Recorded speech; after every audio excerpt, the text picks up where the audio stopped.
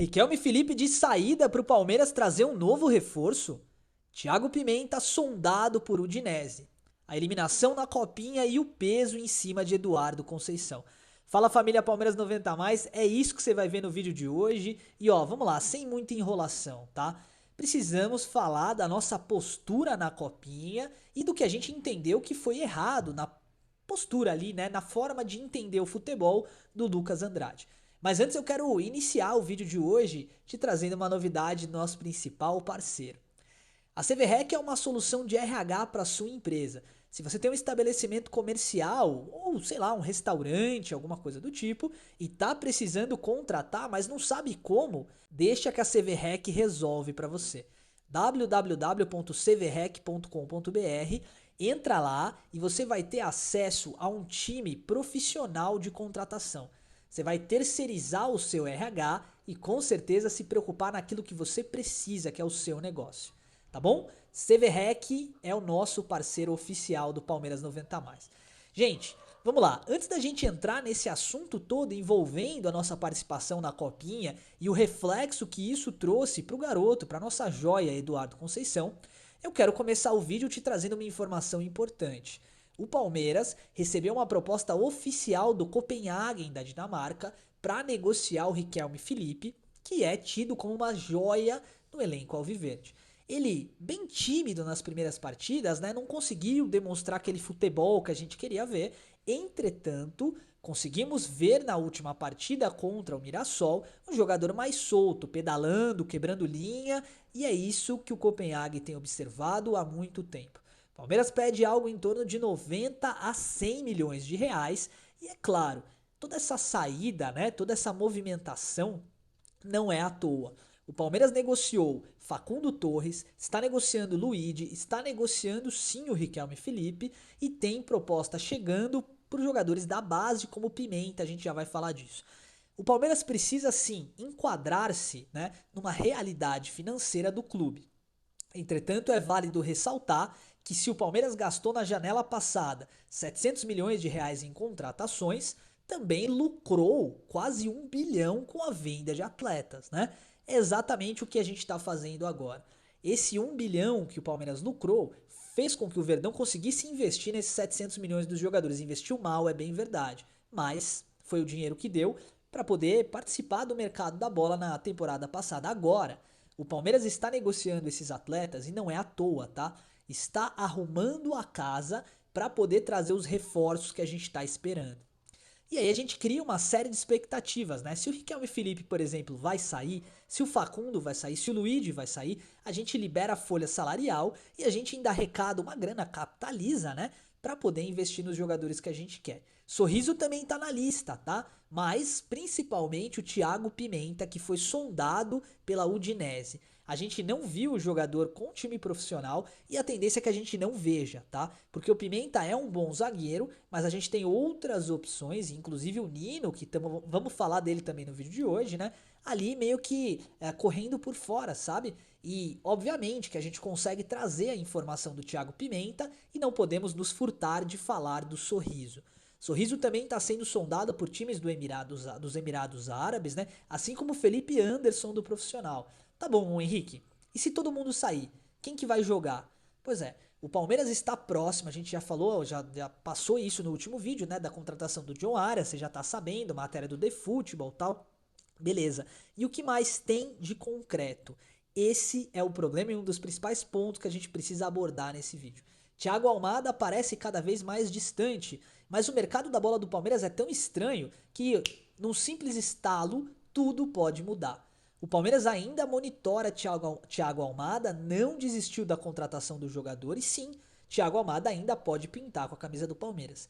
É bem verdade que John Arias, segundo o portal The Football, seria apresentado essa semana e eu estou contando as horas. Hoje é dia 19 e até agora o Palmeiras não apresentou o jogador como reforço oficial, mas estamos de olho em John Arias e assim que tiver novidade traremos a informação para vocês. No ataque, o Palmeiras sondou pouco. E eu gostaria que você me trouxesse alguma possibilidade que você enxerga para o ataque do Palmeiras. Infelizmente, daqui eu não consigo enxergar outra possibilidade que não as que já estão sendo especuladas. John Arias, Thiago Almada, Barbosa e Nino. 4 jogadores, e o Fabinho correndo por fora, né? Que poderiam vestir a camisa do Palmeiras e que tem chance sim de fechar a qualquer momento. Girando o nosso giro de notícias, vamos falar da Copinha. O Palmeiras fez um jogo, como eu posso dizer pra vocês, muito político, né? Contra o Ibrachina. E assim, desculpa, tá? Com o máximo respeito ao Ibrachina. Os caras têm 6 anos de existência. 6 anos. E eles fizeram um trabalho muito bonito, tá? Muito bonito de verdade.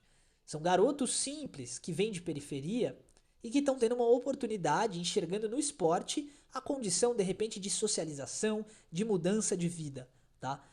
E o Palmeiras fez um jogo, parece que com medo. Eu não consigo entender. O Lucas Andrade, ele é um baita treinador, mas nessa copinha, com todo respeito, ele não foi bem, tá? Eu sei, são pouquíssimos jogos, né? E acaba sendo um jogo meio que encavalado com o outro. Sei lá, eu acho que o Palmeiras poupou os jogadores nos momentos em que não era pra poupar. Mas o erro cabal, o erro pra mim que foi o principal, tá? Foi na cobrança dos pênaltis, nas disputas de pênaltis, né? Quando o Lucas define que o quinto batedor vai ser o Eduardo Conceição. Sem perceber, ele colocou um peso gigantesco nas costas de um garoto de 16 anos. Eu sei que todos ali são garotos, mas o Eduardo era um dos mais novos do elenco. Ele não precisava desse peso, tá? Tudo bem, é camisa 10, é craque, é joia. Craque não, né? É jogador com potencial para se tornar um craque. E é óbvio, tem que começar a assumir responsabilidade desde cedo. Entretanto, agora a gente vai ter que trabalhar e é nessas horas que a gente entende como é importante ter um núcleo de performance e saúde emocional para que o jogador se recupere. Eduardo Conceição é uma joia, só que é uma joia a ser lapidada, é uma joia bruta. Jogadores com esse potencial e com esse talento têm que ser observados de perto. É um menino que precisa ter um acompanhamento psicológico em cima, precisa se dar tempo para que ele mature, para que ele amadureça. Ele, Coutinho, Belé, Saboia, Arthur, todos os jogadores do Palmeiras que disputaram essa copinha de maneira bem objetiva, tá? Fizeram o melhor que puderam. E se o saldo não é positivo do ponto de vista de que nós não ganhamos o título, é positivo do ponto de vista de que nós temos talentos a ser desenvolvidos e que podem assumir protagonismo no time profissional principal. Vejam o Arthur, gente. O Arthur é uma grata surpresa. Ele assumiu a lateral esquerda numa partida difícil contra o Mirassol, um time que joga muito pelas beiradas do campo. E ele jogou demais. Por que a gente ainda não começou a testar o Saboia? Eu não tenho dúvida de que ele também vai render na lateral direita. E ó, se o Piquerez e o Jefté não abrirem os olhos, o garoto Arthur vai assumir a titularidade e com merecimento. A nossa copinha, se não traz título, né? Essa copinha não encerra com título, pelo menos ela encerra com uma palavra que é verde, a esperança. Eu tenho certeza que o Palmeiras vai conseguir condicionar esses jogadores e eu desejo muita boa sorte para o Eduardo Conceição, que ainda vai ser um jogador de seleção brasileira. E partindo para nossa segunda metade do vídeo, vamos para nossa mesa tática. Vamos falar um pouquinho de uma oportunidade que o Palmeiras tem, né, com a possível chegada do John Arias, mas uma análise um pouquinho diferente do que a gente está acostumado a ver, tá? No vídeo de hoje eu vou trazer para vocês uma formação um pouquinho esquisita, de verdade, tá? Mas que pode render frutos ao Palmeiras e uma situação posicional de jogo. Quando a gente enfrenta times como, por exemplo, o Mirassol, o Abel Ferreira tem uma estratégia muito bem definida, né? Ou pelo menos tinha. Geralmente ele dobra as laterais. Então ele colocava antigamente, lembra, o Mike e o Marcos Rocha. Enfim, a preocupação dele era em conter os avanços do adversário, porque a meta é baliza zero, como ele fala, ou seja, que o Palmeiras não tome gols, né? Legal. Olha a variação tática que um jogador como o John Arias traz para o Palmeiras. Aqui nós temos uma linha de 3 jogadores um pouco mais defensivos, tá? Você vai entender o porquê da escolha do Piquerez.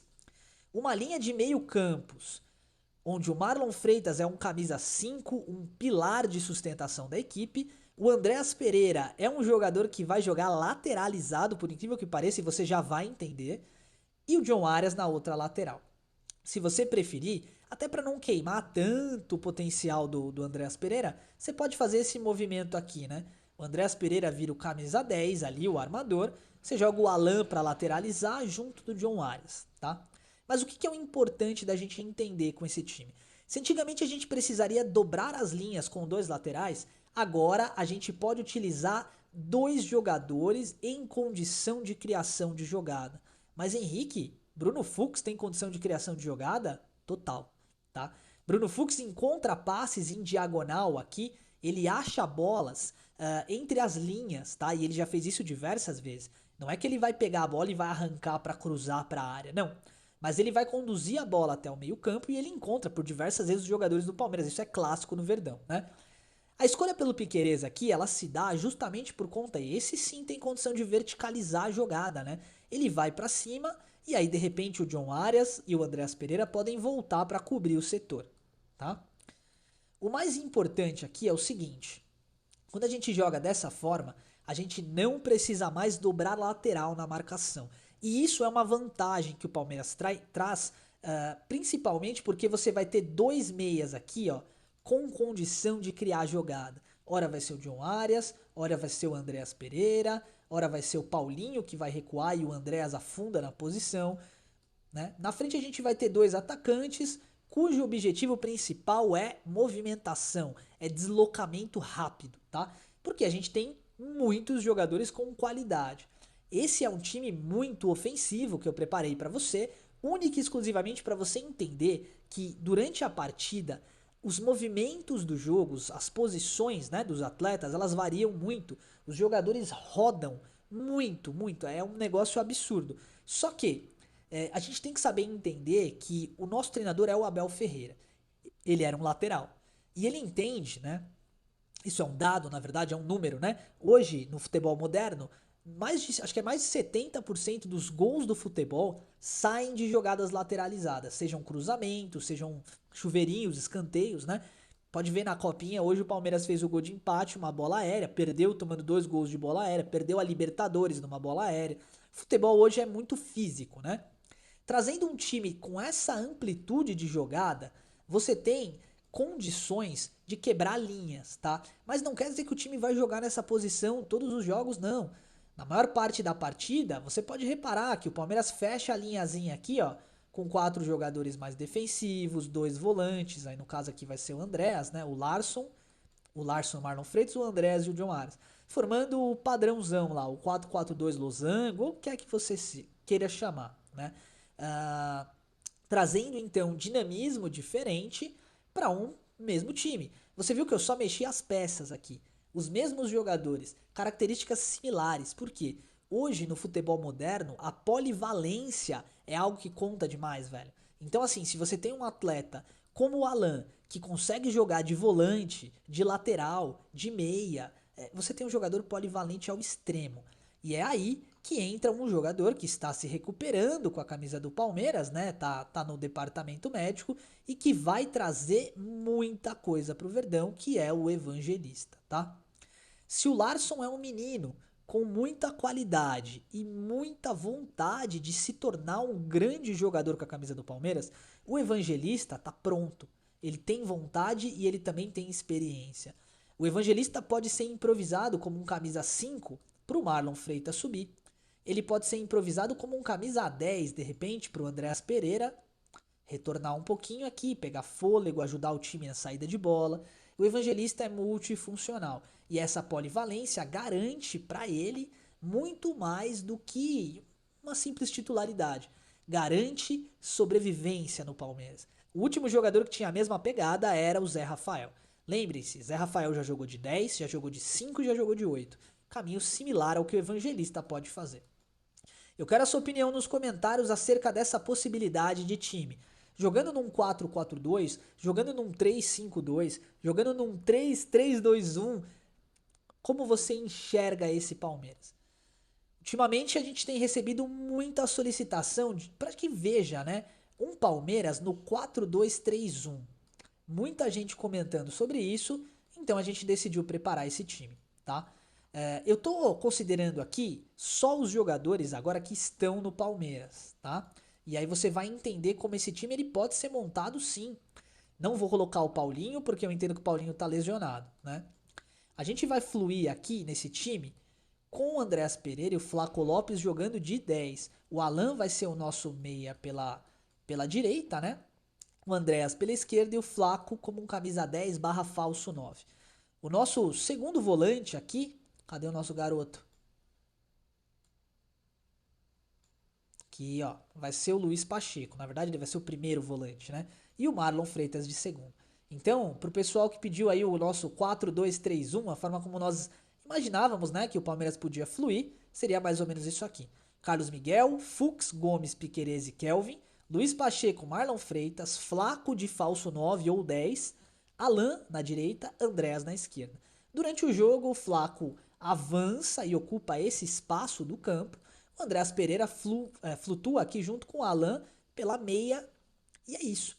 A gente cria um dinamismo e uma movimentação sempre em diagonal. Sempre em diagonal. O Vitor Roque vai correr para dentro do gol, né? Ele vai avançar, ganhar jardas. O Alan faz a diagonal junto com o Flaco. A gente chama isso de X no futsal, né? Não sei se vocês já ouviram falar. Mas é essa movimentação aqui. E o Andréas fica para pegar essa segunda bola. É um time forte? Demais, cara, demais. É um time que traz muito dinamismo e que pode fazer com que o Palmeiras continue galgando degraus no Brasileirão, no Paulistão e até na Copa do Brasil. Então, rapaziada, eu quero encerrar o vídeo de hoje agradecendo vocês pelo carinho, tá? Muita gente bacana falando, cara, só vejo comentários positivos, até porque os negativos a gente finge que nem lê. Mas é muito legal e muito importante pra nós saber que tem tanta gente afim, sabe? De conhecer o nosso trabalho, de continuar conosco. Então, gente, cada vez mais novidades no Palmeiras 90 mais, porque vocês merecem, tá bom? Muito obrigado pelo carinho de sempre. Avante palestra!